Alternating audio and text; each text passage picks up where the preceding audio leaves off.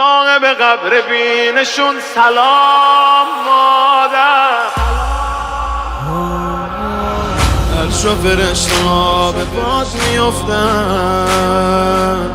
به احترام تو قیام میکنن. وقت نماز تو قیامت میشه، بس که فرشته ها سلام میکنن.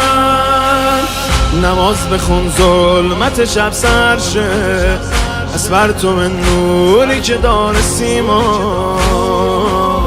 وقت قنوتت برا ما دعا کن، محتاج دنیا به تو ما دعا.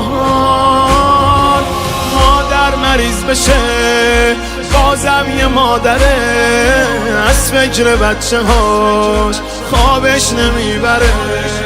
خون گریه میکنه با عشق بچه هاش، بی خود که نیست بهش افتاده زیر باش.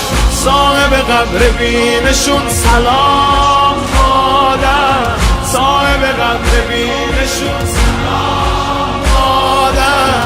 برا زیارتت کجا بیام مادر، برا زیارتت کجا بیام مادر. نماند فخر لدال دالنا، سایه چادر شب و همیشه.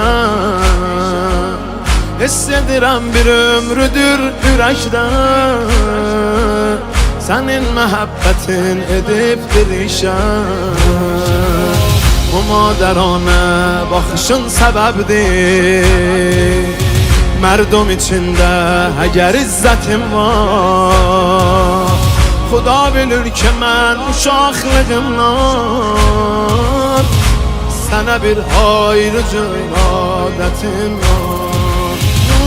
وجودی و dünyada dil خوشم eylərəm iftixar, sənsən mənim anam. نور وجودی و dünyada dil خوشم eylərəm iftixar, sənsən mənim anam.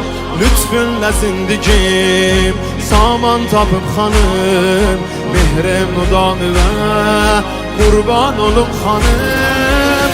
Seslerim her lehze ana evi avar, seslerim her lehze evi avar. Kurret ayni Mustafa evi avar, kurret ayni Mustafa evi avar. Sahibi qabr binişun salam mادر، sahibi qabr binişun salam مادر. برا زیارتت کجا بیام